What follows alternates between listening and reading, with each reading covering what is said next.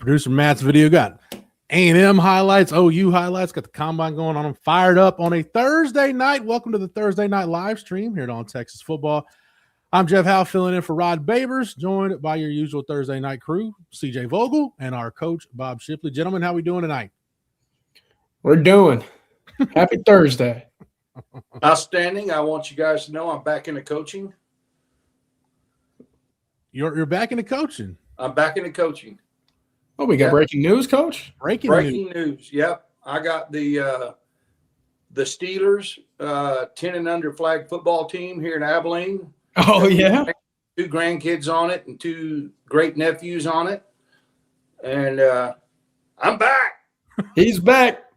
You just my playbook went from about 16 plays to 4 plays after the first practice.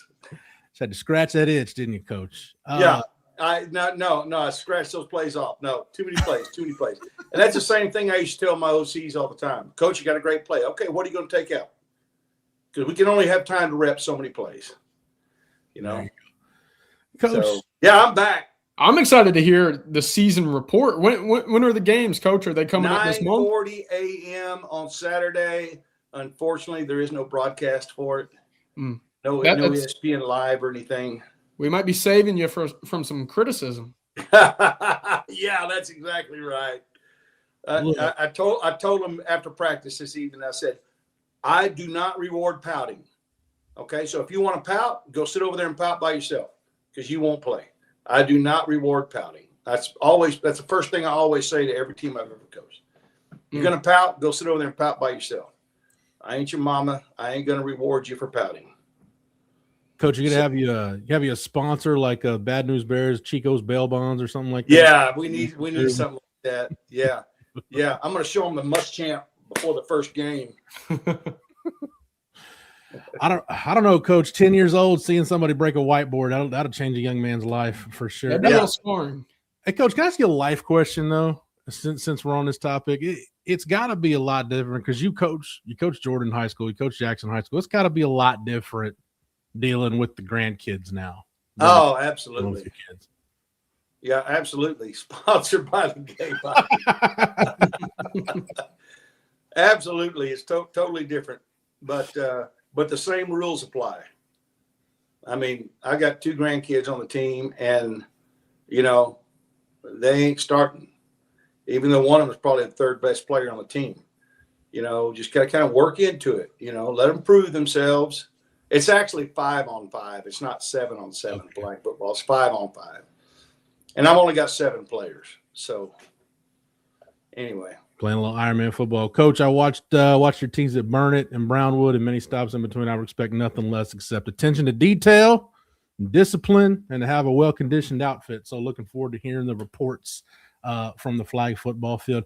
Gentlemen, we're not talking about flag football. We're talking about the Underwear Olympics. It's that time of the year in football. We got combine to talk about. We can talk about a couple of many different things wherever you guys want to go. The chat directs the show.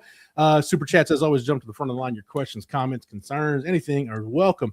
Let's start with the combine, though. And, instead of starting with Ant Hill, CJ, I want to start with Trey Moore because you tweeted out his day at the combine. I didn't really know kind of where his stock was, but I've got to imagine, you're talking about a guy that's somewhere in that day 3 mix, but he had to have helped himself on some level today. I have to imagine so. And look, he worked out with the edge room, and that was in a way a question, right? Texas moved him back to that 2nd level as a linebacker in 2025. Worked out with the edge room today. Measured in at only 6'2", 243 pounds. So look, that might be, again, one of the more disputed questions of where he fits in the NFL. But the testing numbers for Trey Moore today were fantastic. A 4.54 official 40-yard dash. Again, came in with a 38.5-inch vertical as well. So you see the explosivity, you see the straight line speed. And again, you saw why those ingredients helped piece together a guy that was very, very good at getting to the quarterback. So that thought today, again, measurables aside, the timings and really, when it comes to the drills of the Underwear Olympics, he did a fantastic job of at least garnering some attention in a positive light today. Coach, you look at the totality of his last year at Texas, and we talked about it during the offseason. We understood what they were doing, moving him to off-ball linebacker, because maybe in some NFL defensive schemes he can be a Sam linebacker.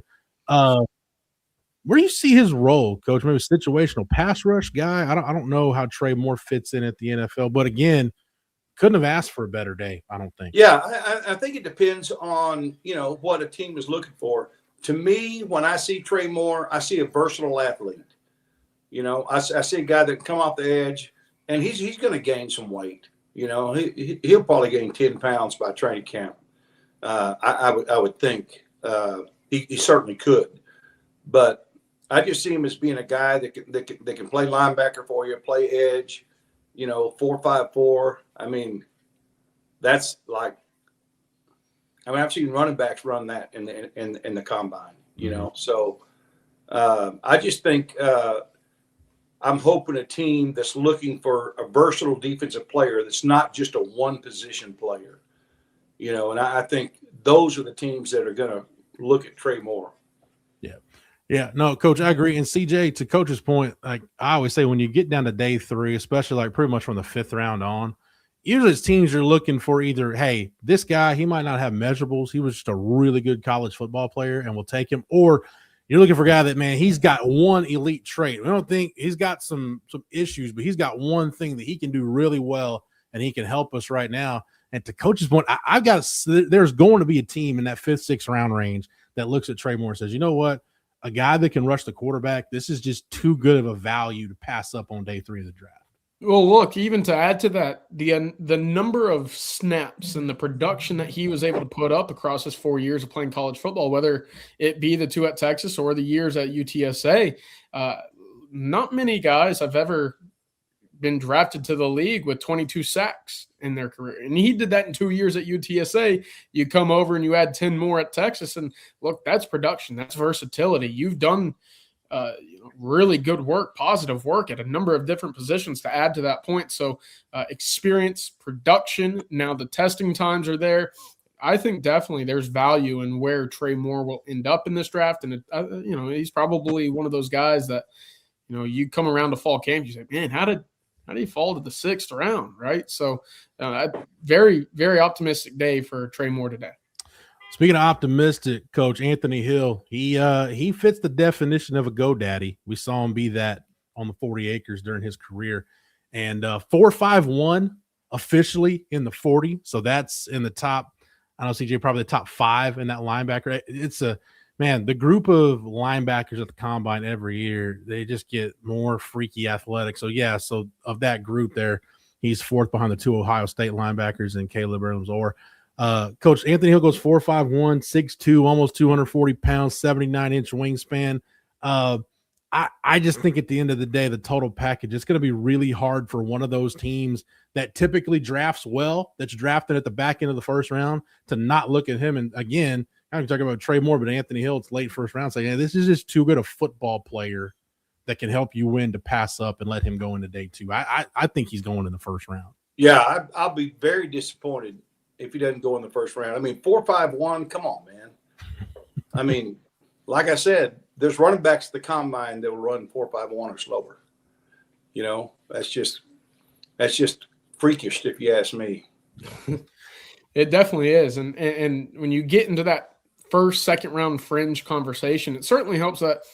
And I know it doesn't matter, but it kind of does. And I think it does matter.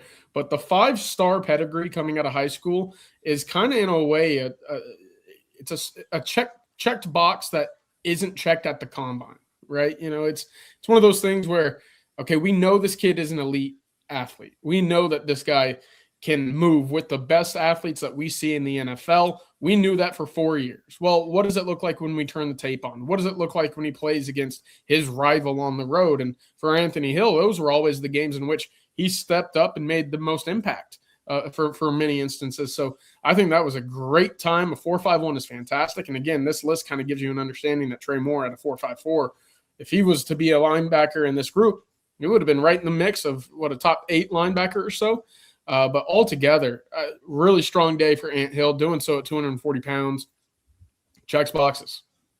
Saw some Devin Lloyd comps CJ, for Ant Hill. And I just went back and looked. Devin Lloyd, first round pick, he ran 4.66. Oh, wow. At the combine. So again, the production, it's all there for him.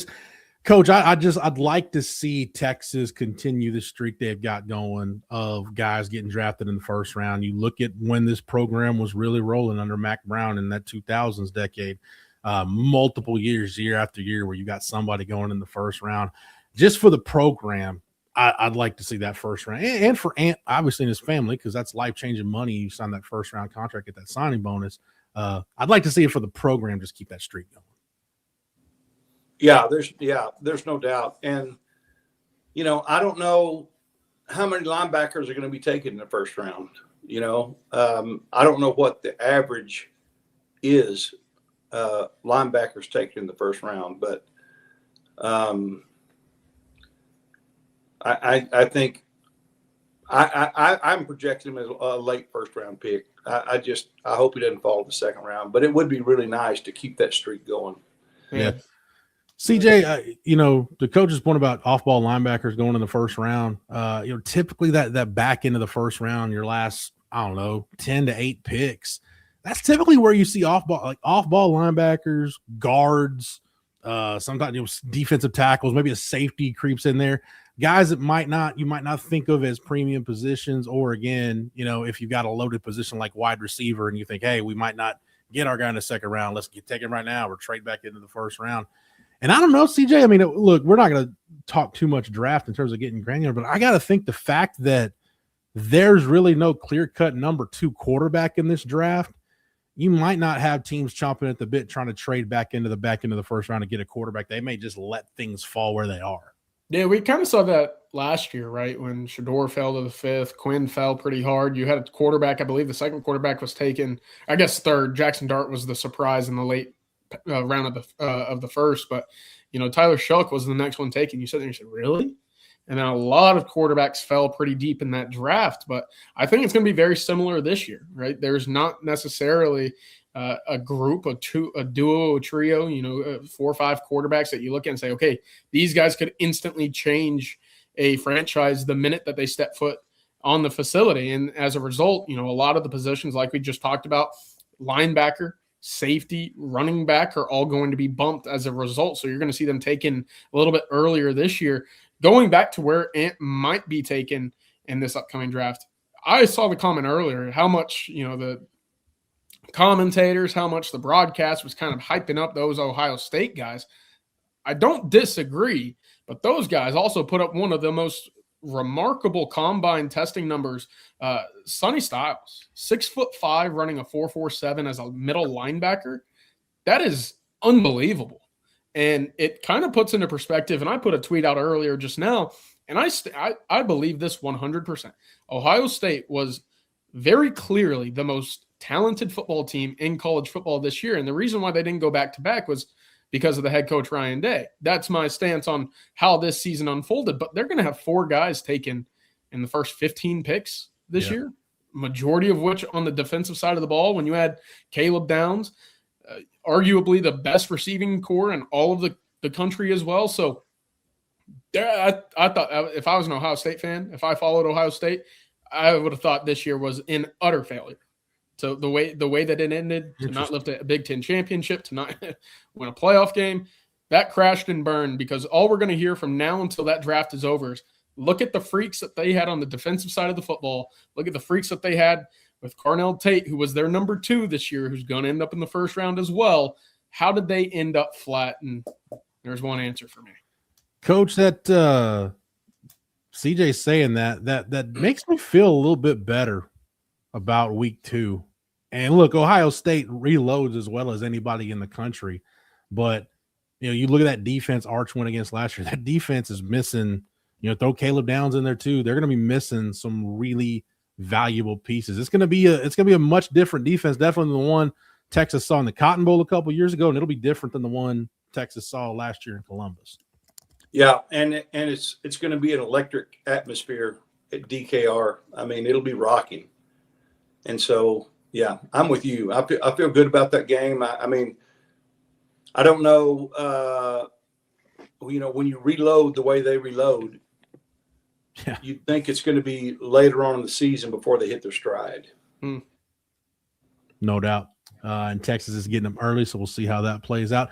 And let's thank our first sponsor tonight. Let's thank our lead sponsor for the Thursday night live stream. That's our friends over at vonlane. So the airlines are at it again. You probably heard one of the big ones just moved to assigned seating, but here's the catch. If you buy their cheapest fare, you actually don't get a seat until you check in. You want to pick your seat? That'll be an extra $80 or more. And they're charging for check bags too. Everything just keeps adding up, but vonlane is out here doing the opposite. No bag fees, no surprise charges, no TSA lines. You just show up at a beautiful hotel terminal, walk on in minutes, and settle into one of just 22 oversized leather seats with complimentary Wi-Fi, snacks, drinks, and hot towel service. On select departures, you even get a complimentary meal. Oh, the Wi-Fi, it's Starlink internet. So unlike being on a flight where you got that unreliable Wi-Fi at 30,000 feet, it actually works. Vonlane just added more departure times between Houston and San Antonio and between Fort Worth and Austin. So it's easier than ever to fit a trip into your schedule. Vonlane serves Austin, Dallas, Houston, San Antonio, Fort Worth, Plano, the Woodlands, Nashville, Memphis, Atlanta, and Knoxville. Visit vonlane.com and use the promo code OTF26. It's OTF26 to save $20 off of your first trip. Vonlane, it's a private jet on wheels. Coach, I want to, before we'll get to some questions here in a second, I want to get to this. You've been through the draft, combine, the whole deal twice with Jordan Jackson, and then working at Texas, you've got to see guys go through it. Being close to guys now, working in this field and kind of getting a feel for guys, how they go through the process. I appreciate the mental grind these guys go through as much as anything, especially the combine where it's interviews and you're kind of put through this, this meat grinder. And then, oh, by the way, at the end of all this, now you still got to go on the field and work out. Like it really is the most important job interview of your football career. There's a lot of pressure on you and you got to cram it into a couple of days in Indianapolis. It's pretty dang nerve wracking. Yeah. I wonder, I get the feeling that they're not quite as vicious as they used to be with their interviews. I mean, they should try to see how you'd respond. I think 2 years in a row, Jordan won the team award for,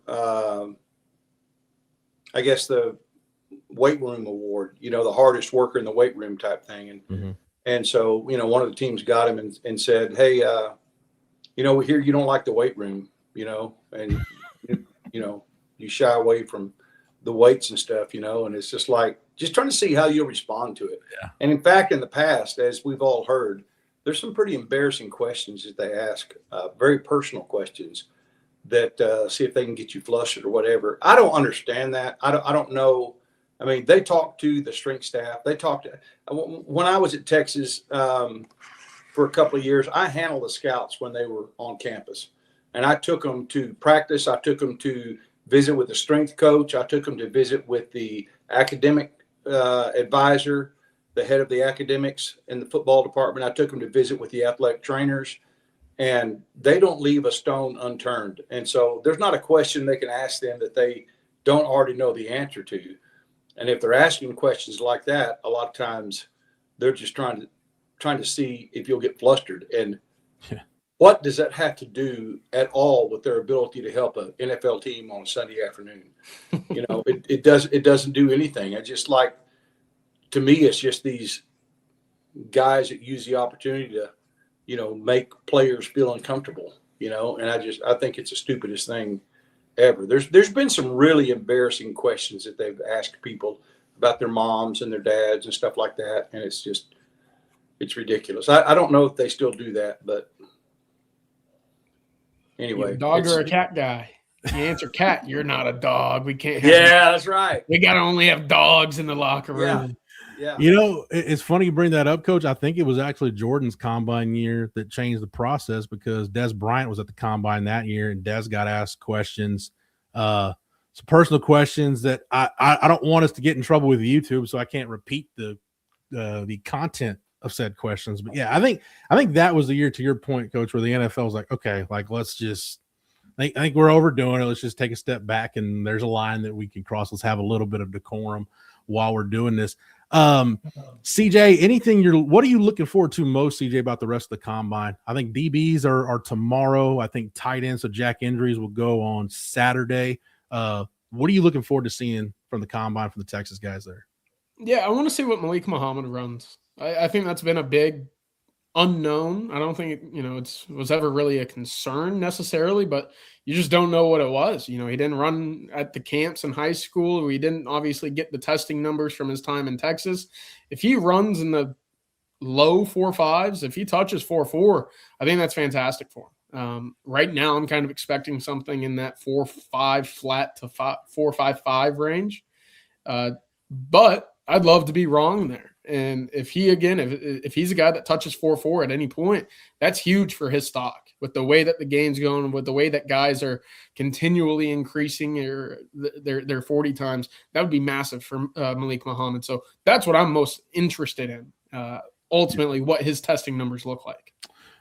Coach, one other NFL note I wanted to run by you real quick. I don't know if you saw it today, but T'Vondre Sweat was traded today, and CB mentions it. Coach, a couple of guys that were there in the program while you were there on the 40. T'Vondre Sweat's going to be Chris Boyd is with the Jets on the practice squad. Andrew Beck is with the Jets. Also, Keelan Robinson, A.D. Mitchell got traded there last year. But T'Vondre Sweat on the move, it sounded like maybe a scheme fit as to why they made the trade they did. But, Coach, I don't know. T'Vondre is one of those guys that grew up a lot from the time he got to Texas to the time he left. And it was always a matter of, hey, if he can lock in and turn it on, he's going to be able to do this for a really long time. So he's another guy that I enjoy watching him succeed. And by the way, like of the guys CB list right there, you talk about hard workers, guys that benefited from the draft process. Man, Andrew Beck is still cashing NFL checks because of his ability to block. Like he'll get they'll throw him a bone every now and then, but he's another guy that just blue collar, hard nosed, and carved out a really nice career for himself in the NFL. Yeah, especially coming in as a linebacker, Yeah, it's crazy how some guys like that, you can never predict. What's the guy's name that transferred from, I think, Arizona, that's a special teams guy that's still in the league? Brandon Schooler. Yep. Yes. Yeah. I mean, who would have ever thought, that guy and really, there's others that just seem to keep hanging on and hanging on and hanging on. But I think this will be a good move for T'Vondre. I don't it has to be a scheme move, but he's going to make an impact wherever he is. And I'm sure the Jets have a great package for him to use his set of skills that he brings to the defensive line. CJ, I said this on the T'Vondre Sweat thread over on TexasFootball.com.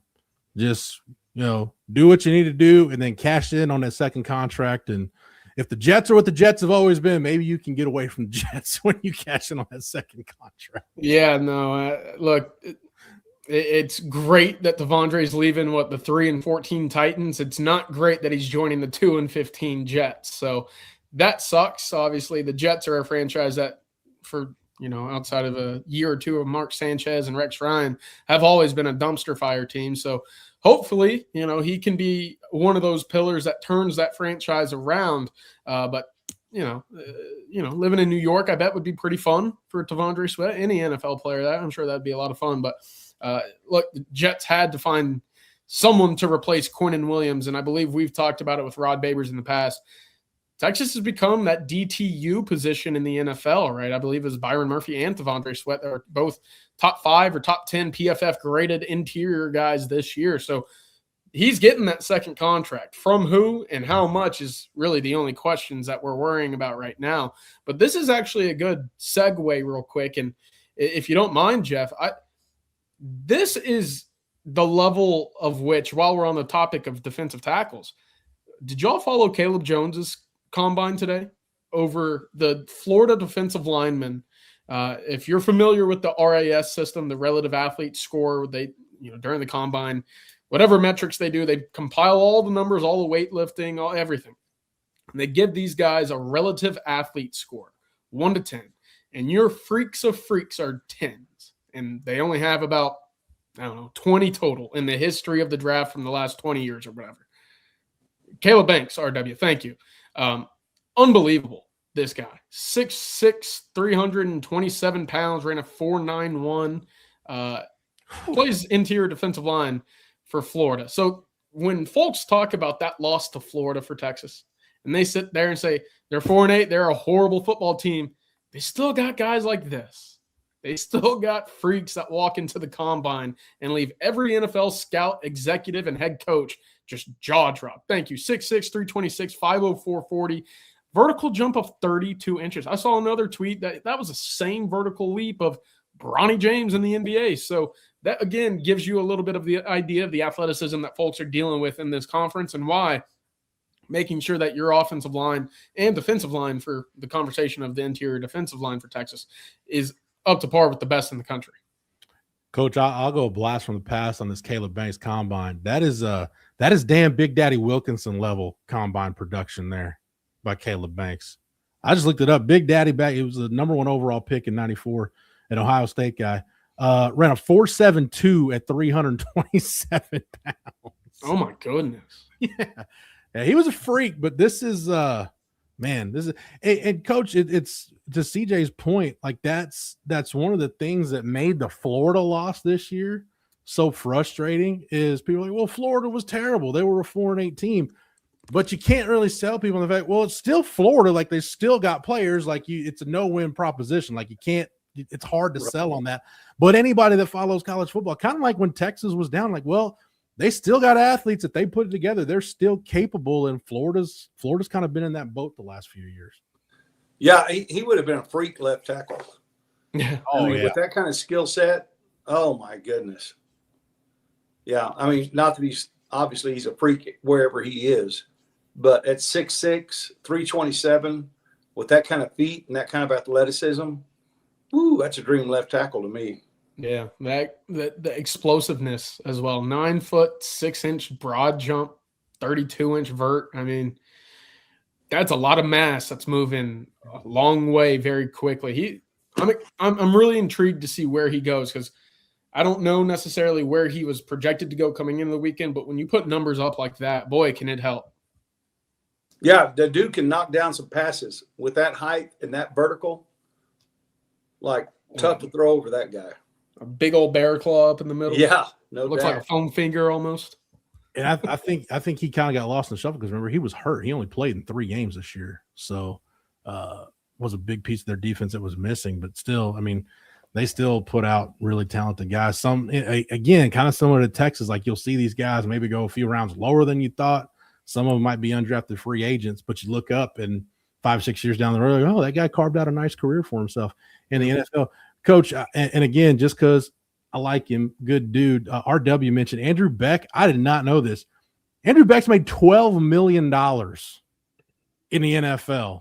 That is good for him. Good for him. And to your point, Coach, while CJ was talking about that, guys, I thought of a couple guys. You know, Beck was one of those guys I remember watching this. Charlie Strong would split the freshmen and the vets during 2-a-days. He would practice the freshmen like in the morning, and then the vets would go in the afternoon.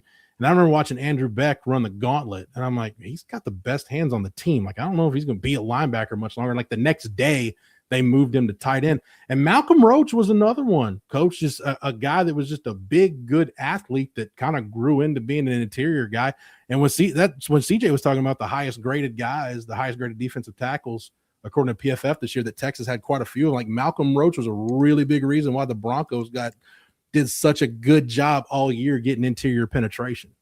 Yeah, no doubt. And I'll say this about Andrew Beck, one of the greatest kids, most respectful. Yes, sir. No, sir. I mean, just a great kid. You know, people use this term all the time, but you know, he's the kind of guy, you know, you hope your daughter marries one day because he's a classy individual and obviously a hard worker. I think maybe had a knee injury he had to overcome. And, you know, has just done tremendous. And, you know, another one of those guys that nobody gave a chance to be in the NFL this long is Quandre Diggs. I mean, even though he was on practice squad, you know, but he's Jackson's age, you know, so he's, you know, what would that make him? 36 years old? No, 30. Let me think. 34 years old. 33. Yeah. 33. Still playing in the league. Still, you know? Yeah, that's a heck of a career. And still like 5'7" or whatever he is. I don't remember what it is. Yeah, there was Quandre got not quite as Rods wasn't quite as extreme, but Quandre got I think the 1 year on the program they listed him at like 5'11". I'm like, if Quandre Diggs is 5'11", I'm 6'4". Like, hey, ain't no way Quandre's 5'11". 5'9" and an eighth is what Quandre measured in. That's a good height. That's a good height. No doubt. All right, let's go ahead and thank another sponsor here on the Thursday night live stream. Shout out to our friends over at Hayes City Store, one of my favorite spots in the greater Austin area. There's a very few restaurants that when you go to them, you know right away it's a special place. And trust me, Hayes City Store is one of those places. Scratch-made Texas comfort food is what they're all about. They got their famous truck stop enchiladas, the award-winning chicken fried steak, homemade desserts. It's all good, and it's all made from scratch. They've got live music 6 nights a week with 50 beer taps, ice-cold long necks, and tasty margaritas. They got 13 TVs in their ice house. Makes it the perfect setup for game day. Don't forget, NCAA tournament coming around the corner. Might be good for that. They got that brunch menu from 10 to 3 every Sunday. Make sure you check that out. It's awesome. Hayes City Store is dog friendly. They got a tree net for the kids. So gather up your whole crew. Head on out to Hayes City Store. For more information, check out the website at hayescitystoretx.com. Hayes City Store, it's uniquely Texas. CJ, again, it's just kind of the inexact science of the draft, and that's a nice way of saying teams got all this money and resources and data, and most of them, a good chunk of the time, still manage to screw it up. And look, I love Mykel Thompson, but like the fact that Mykel Thompson was drafted before Quandre Diggs in that draft, I'm like, I don't know what games you guys watched for 4 years, but Quandre Diggs is a better player. And Mykel, great that he got drafted, but Quandre has been a Pro Bowl selections, a Super Bowl champion. So great for Quandre to carve out the NFL career that he has. Let's get to some questions here. CJ, I'll let you take this one, put you on the spot. Alex asks, any predictions for what Rasheem Biles could run next year? I feel like he could be in the 4.4s as well. It's a great question. Look, 4.51 for Anthony Hill, really darn good. At 6'2", 238, that is a fantastic time. Biles obviously a little shorter. I believe he's about 6 foot and change. We'll see obviously what the official, we'll see what Texas lists him at, and then we'll subtract an inch or two. And then we'll see what the NFL Combine looks like in a year from now. I wouldn't be surprised, having watched some of that Pitt tape, if he touches 4.4. The 4.48, 4.49. I think 4.5 flat in that range, right with Anthony Hill, would be fantastic. He plays very fast. So that wouldn't surprise me. And obviously, with his frame, with the way that he runs and his athleticism, quick speed, that initial burst is something that very evidently stands out. Yeah, Coach, Tom Luganbill was on, and Tom does a lot of football games on Saturdays covering the ACC. He was on Coffee and Football a couple of weeks ago. And he said it, you can see it on film, like Rasheem Biles, when he gets a fumble recovery or an interception, like he looks like a running back with the ball in his hand. So to CJ's point, yeah, I wouldn't be surprised at all if he's in the 4.4s. All right. Jenny's got a question. Coach. We got that mute button pressed. Oh, is Coach muted? 0 days for me. Restart it. Yeah, so restart it. Like Rasheem, 6 foot, 6'1", 220. He's but like you said, he's got running back speed. And it's going to be exciting to watch him play this year. I can't wait. Yeah, it's going to be fun. Coach, did you remember watching Anthony Hill run the ball in his high school? Yes, absolutely. He was a guy that anytime he had the ball, you felt like he could score at the high school level, right? And it wasn't because necessarily of that burst or that speed. It was just because he was going to run the hell over everybody. Yeah. Yeah. And the same kind of thing with his, when anytime he had an interception or a fumble recovery in space, you're just like, hey, he could do it again. Yeah. Yeah. That's what gets me excited about Biles, but kind of for the opposite reason, because it's the speed and that almost elusiveness as a linebacker, which is rare. Yeah.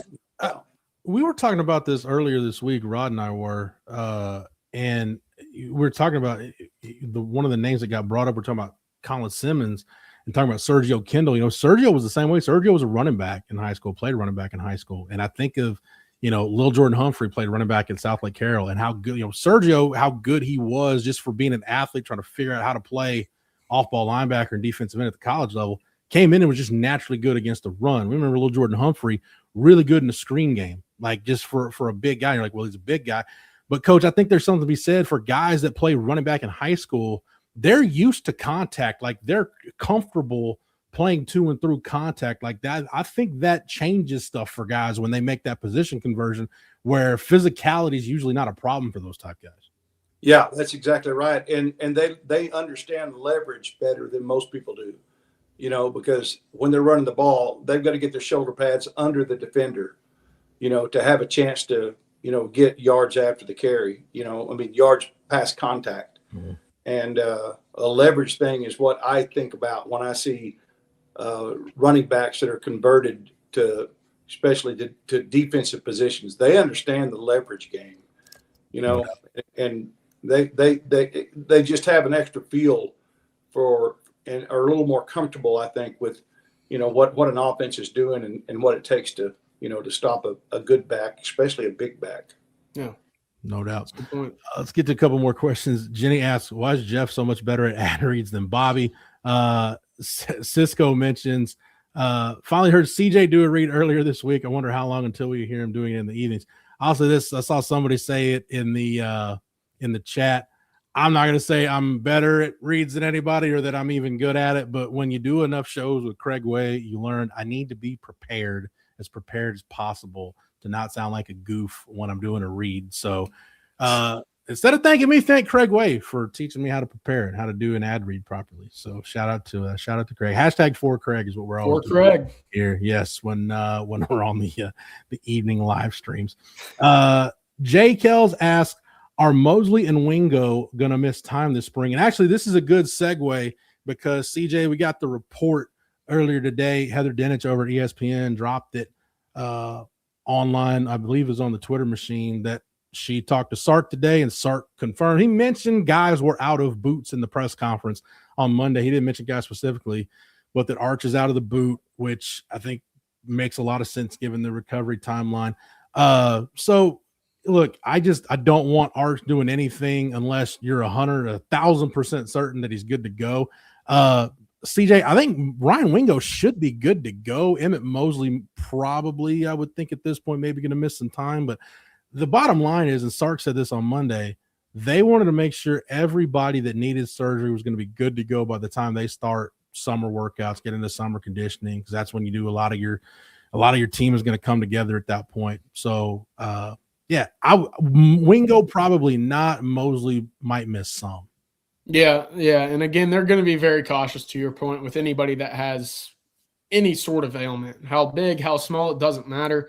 Take it day by day. Don't rush anyone back. But for Arch, this is fantastic because, as we've talked about in the past, Jeff, you add a Cam Coleman, a guy who's brand new to the system. He's obviously uberly talented, but doesn't yet get the grips of the offense the way a Wingo or a Mosley would. To get him just around Arch Manning, to understand what they'd like to do in their individual routes or dropbacks or the timings of whatever the route concepts might be, that's massive for Texas. Because I'm sure with Wingo and Mosley, whenever they are fully back 100%, ready to rock and roll, it'll be a seamless continuation of what we saw towards the back end of the season. So that, to me, is the big thing is, hey, Cam Coleman's catching passes from Arch Manning, regardless of how much or what level of intensity is, that's always a positive. Yeah, Coach, I just, again, and Heather Dinich says it right there, be limited, especially early on. I have no doubt about that. Take it easy with Arch. Just make sure he gets to the opener. I understand the need for reps between quarterback and wide receiver, but Coach, the difference now between this spring and let's say last spring, Arch has a full season starting in the offense now, and he played with Mosley and he played with Wingo. So really it's Cam Coleman and the newcomers, but there's a heck of a lot more rapport now between Arch and the receivers than there was at this time a year ago. Yeah, there's no doubt. And, make no mistake about it, they'll be working all summer together, all summer. And they'll be going against DBs too. I mean, they'll be doing their own workouts out there. Yeah, good point. And so, yeah, it's not going to be and like Heather says, going to give some of those younger players a chance to, to get some more reps at quarterback. And so, you got to figure out who number 2 is and how effective they're going to be. And if they get the reps in the spring, that just gets them that much further ahead, in my opinion. If anything happens to Arch, those guys will have a lot of reps with the first team. Yeah, CJRW says Lockett and Day got to step up. Talking about Khalil Lockett and Dalen McCutcheon. It's I hate to use the term now or never for guys that are going into their sophomore year, but with how fluid roster construction is now, and everybody's suffering from a high turnover rate, and you have the portal out there.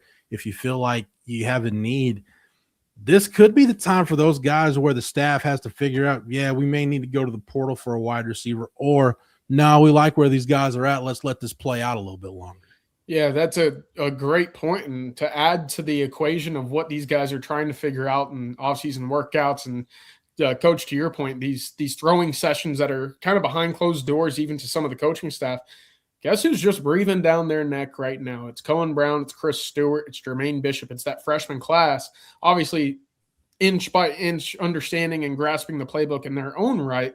But that athleticism, that ability to catch a football, a pass, run a route, that's all going to be there for a lot of these guys. So can you fend them off on top of, kind of scratching and clawing away at some of the guys above you? So for Khalil, absolutely. Can he build and really can kind of continue the momentum from that Michigan touchdown?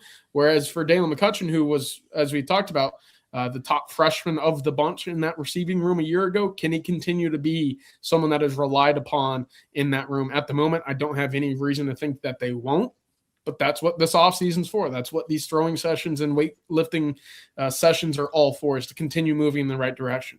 Yeah. Well, speaking of those guys, where does Jamie French fit in with this? He's up in Ann Arbor, Coach. Oh, is that right? Yeah, he ended up entering the portal, a late addition to the portal. He's playing for the Michigan Wolverines. I missed that. I totally missed that. Yeah, that was a tough one to see go because – yeah, it was. You hear about the talent. Obviously, you watch the tape out of high school and you say, God, he can move. Now it's all about, moving on with what you got, I guess. Mm-hmm.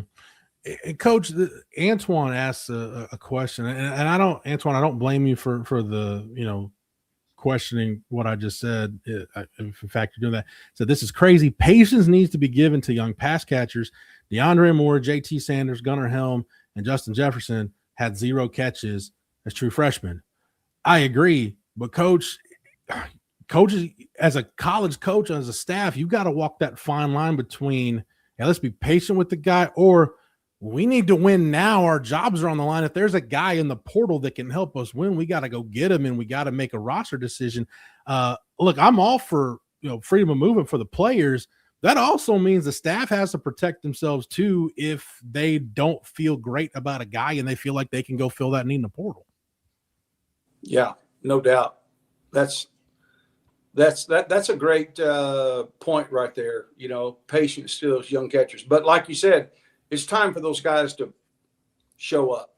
Yeah. I mean, you can't keep having to wait another year, for those guys, because if they're really, really GoDaddies, they've got to show that this spring.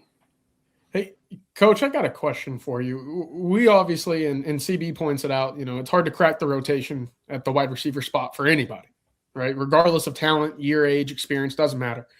But for a guy like a Jermaine Bishop or, Sterling Burkhalter, the Wake Forest wide receiver transfer as well, yeah. Who I think I forget about him too often in this conversation. Coach, where in the stage of learning the playbook are these guys at this point, before spring football, but a month or two into their time on campus where they've had throwing sessions?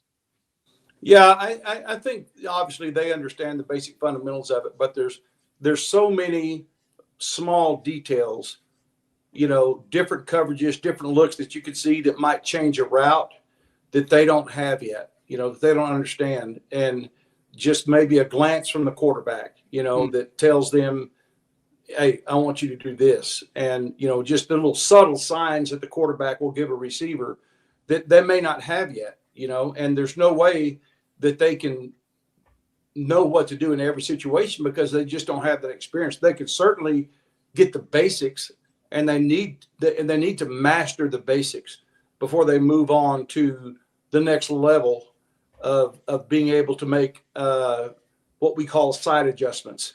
You know, when you're in the middle of your route and you see the coverage rotating to this, do you know what to do, and can you do it? And can you do it precisely the way that it needs to be done?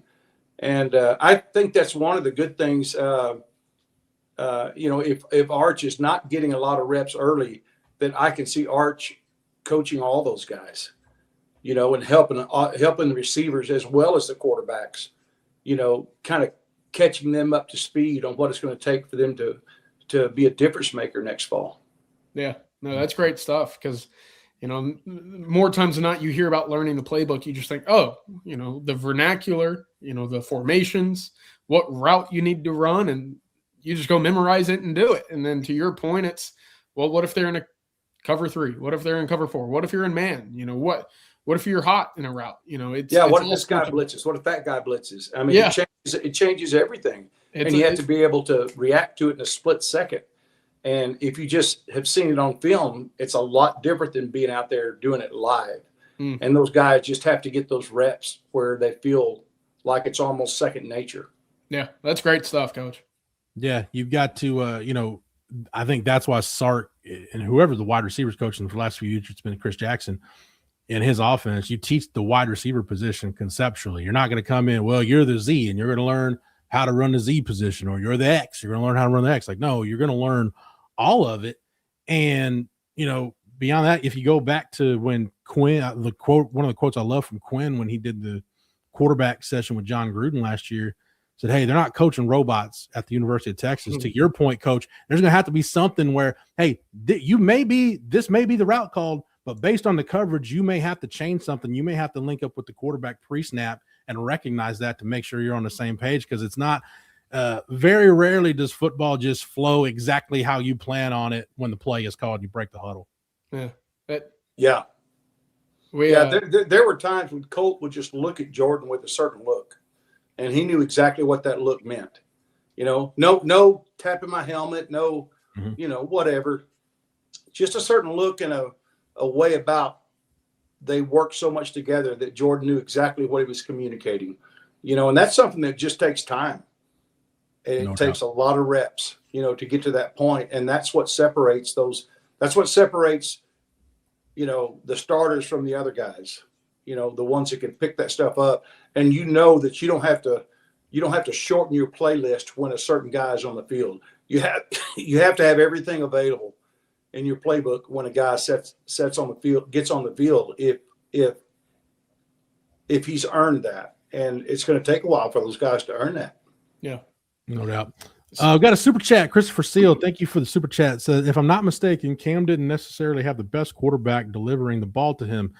Understatement of the decade right there. Was constantly waiting on the ball to catch up to him. Late balls and underthrows. How much do you think Arch elevates Cam's game? CJ, before we even get into the granular stuff there, I got a feeling just the change from Jackson Arnold and the slew of Auburn quarterbacks to Arch, it's going to feel like for Cam Coleman, probably like he stepped into another dimension. It's probably going to be what that jump from like a middle school offense to a high school offense would look like, you know, from a visual perspective. But it's going to be night and day. And I'll even add to that. Look, Auburn had a good receiving core, right? Eric Singleton, you know, they had a couple other pieces. They weren't, you know, lacking for talent. And Texas won't be either. Proven commodities, Ryan Wingo, Emmett Mosley, and mentioned Sterling Burkhalter, a guy with 1,000+ yards in his career. And then, of course, we've talked about it with Kalik or Jermaine Bishop or Dalen McCutcheon, whoever might join that group. that's going to help as well. And if Texas can get that running game going, not only is it just the idea that a quarterback can get the ball where it needs to go, but it's going to be the quarterback will get the ball where it needs to go to a wide receiver who has plenty of room to work. And that's another thing that when you watch Cam Coleman's highlights at Auburn, he wasn't necessarily a yak daddy, like we like to call it, right? His catch and run or catch and make guys miss ability often wasn't there because of, well, they had a safety over the top or there was always someone shaded to his side. Can you do that against Texas when you know what you have on the opposite side is pretty darn good in its own right? In that running game, if you back up too deep, you have two all-conference running backs that will make you pay in that regard. I don't know. And that's why, it's fun to sit here and on paper and kind of fantasize almost about what this offense could look like. Because from the defensive side, I don't know what I would take away. And then you add Arch's legs and you say, shoot, offense, go score, man. Go pick me up. Yeah. This was the difficult thing for me in 23 about the Jonathan Brooks injury is that offense when Quinn came back from the injury, it was at a point where you really have to pick your poison because they were starting to figure out how to run the ball and they were running it well. And then it's like, okay, well, you want to take away the run. Great. You get a single cover X and Jay Witt and A.D. Mitchell. Okay, now we want to roll coverage to Worthy's side. Great. So you're still going to leave A.D. Mitchell one-on-one. Well, let's play two deep safeties because you don't want to get beat over the top. Great. Then run the ball with Jonathan Brooks and let him run for 100 yards. Like that's where that offense was going. We never got to see it. But, Coach, the other part of that super chat, Arch elevating Cam's game. This falls into something you mentioned a minute ago. Vince did it. Colt did it. Sam did it. We saw Quinn do it at times when he was healthy enough to be in the lineup for several games in a row and really started to figure it out. The best quarterbacks get to a point where you're just naturally elevating everybody around you because you're you're an extension of what the play caller wants on the field. Obviously, if you're doing it at Texas, you got some skill to you. I just think Arch, Coach, we saw him late in the year get to that point where it doesn't matter who you're throwing the ball to. Your play is just elevating. You're that rising tide that's lifting everybody's boat. Yeah, there's no doubt. And there's nothing better to have on your offense than that type of quarterback. And like I said, you add the two all-conference running backs. You add an incredibly talented receiver room. You add a revamped offensive line. And then, like you said, you add Arch's wheels when he wants to take off. What do you take away? If it's me, you just don't let anybody get behind you. Keep everything in front of you. Make the offense make a mistake. That's about the only way I think that you can do it if the offensive line is going to be what we think they're going to be. Last year we thought our offensive line was going to be something, and it wasn't. We'll have a better look this year because we'll have a spring game to watch, and we'll have a little better idea. But it's like you're saying, it's like pick your poison. I mean, yes, it's definitely going to elevate Cam's game, I think. And without Trey Wingo, I don't think we get Cam. Because you don't want to be the number one guy and the only guy. Right. Obviously there's other receivers, but when you got a threat like Wingo on the other side, then they can't. If they take Cam away, they try to take Cam away. Then like I said, it and you pointed out, Jeff, it's pick your poison. But it all hinges on that offensive line. Yeah, CJ, what Coach was talking about, I hate to keep going back to this game, but I go back to that Sugar Bowl against Washington, and it's almost like that was Washington. So what Washington did in that Sugar Bowl defensively, they weren't game planning against Texas personnel. It's almost like their approach was, hey, we're going to test Sark's patience. We're going to back off and see if Sark is patient enough and willing enough to take the run because we're going to give them the run. If they want to run it with the two young backs all night, we're not letting Worthy and Mitchell and Whittington, we're not letting those guys beat us. So we're going to play deep. And if you want to run the ball, we'll give it to you. It's just that's why I go back to the Jonathan Brooks factor. I just, at that point, just don't think Sark trusted the two young backs. And at the time, it was Baxter and Blue. And, hey, he was maybe right because we saw two pretty critical fumbles from those guys in that game. So to the coach's point, like at some point, you're not playing personnel. You just got to figure out, hey, when you're down to, hey, we'll play the play caller's patience, like you're running low on options there as far as your game plan. Yeah. I mean, even beyond the X's and O's, and I think that game's a great example of how, as a head coach, and coach, you could speak to this better than anybody here, clearly, it's a chess game. Because, Jeff, if you continue to sit in that 3-high look, well, are you going to live with the 4 to 5 yard running games? And if you're trailing, even though you're picking up yards and moving the football and doing so, effectively, do you then get in your own head about the time and can you get a stop and everything else that goes on in the world of being a head coach and having to understand game management, clock management, and all between.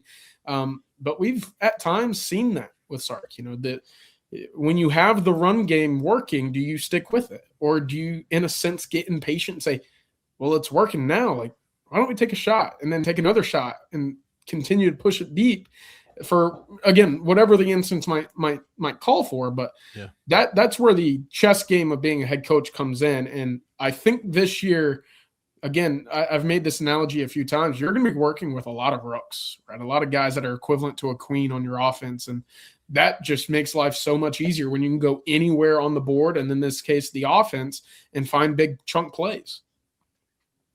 I almost wish we were opening with Ohio State instead of Texas State, just because Ohio State will have a game to judge our offensive line and see some weaknesses, see some things that maybe they can take advantage of. Yeah. If you had them right out of the gate, I'm not so sure that they, if they wanted to test the offensive line, they might expose something, but they might get their tails burned too really fast and get behind really, really early. I wish it was the opening game, but anyway, I'm sure Sark I'm hoping will stay fairly conservative against Texas State, and we'll, on the other side of that coin, it does give your offensive line a chance to gel and not have to be perfect every single snap in order to be successful. But it'll be a good teaching tool for Kyle Flood, going into the Ohio State game. But he's also going to have to think about, the other side of that. What's Ohio State thinking after they've seen our offensive line in this game? What are they going to throw at us? And trust me, that they will test our offensive line for sure. Mm-hmm. Coach, I'm gonna go out on a limb and say if Sark has to throw the kitchen sink at Texas State to get through that game, that grade show we're going to record after the game probably isn't going to be very fun. Better start warming up now. But Coach, I actually thought about that a little bit as you were talking about it. Is if Texas played Ohio State week 2, I know 7 points necessarily wasn't the greatest output offensively, but you came away with over 120 rushing yards, and you didn't necessarily feel like the world was crumbling because of the offensive line. If you had a week under your belt to see, hey, maybe that left guard spot is a little vulnerable, maybe the stunts and the twists on the right side aren't getting picked up as cleanly as they needed to, well, do your total offensive numbers drastically get chopped in half? I mean, maybe, because teams week 4, 5, 6 certainly looked at it and said, we can target X, Y, and Z, and Texas will have no counter. Right. And that's what happened to us in the first half of last season. Yep. Until we kind of got guys in the right positions that did the best they could with what they had to work with. I agree. We Rod and I broke it down today, CJ, for Football Theory, and we were talking about the offense on third down, and I just went and looked at some of the splits. Do you realize Texas against conference opponents, against SEC opponents, about 42% conversion rate on third down, against non-conference opponents, less than 35%. Oh, wow. Conversion rate. And that's taking into account like UTEP and San Jose State. Like the offense just wasn't good. It just straight up was not good early in the year. Really. And, again, I talk about Arch's turnovers. Like he didn't lose a fumble all year and only fumbled twice. And 5 of his 7 interceptions were in the books by the Florida game, by the time you got done with the Florida game. So, yeah, that offense, it definitely took its lumps early, but it was competent, and it was definitely not a detriment to you by the end of the year. All right, I think that's going to about do it for the Thursday night live stream. Coach, CJ, thank you guys for hanging out, for the knowledge and expertise as always. Thank you to everybody who chimed in with comments, questions, and the super chat. I always love the super chats. If you've got any other questions, make sure you direct them to the guys at Coffee and Football first thing tomorrow morning. Shout out to our sponsors for tonight's show, our friends over at vonlane for being a lead sponsor, and our friends at Hayes City Store, one of my favorite spots in the greater Austin area. Make sure that if you're not a member over at ontexasfootball.com, make sure you get over to the site and check out everything we've got going on over there. Big things happening over at ontexasfootball.com in 2026. Looking forward to it. So make sure you get over to the site. Make sure that you like this video and that you're subscribed to the On Texas Football YouTube channel. That way, whenever we drop a video, Sandman, or we go live, if you're subscribed to the channel, you know where we're at. You know not to miss a minute of our Longhorn coverage. So for CJ, for Coach, for Matthew, the OTF MVP behind the scenes producing it, and for our friends over at Vonlane and Hayes City Store, I'm Jeff Howe. Thank you so much for watching and listening, and until next time, hook 'em.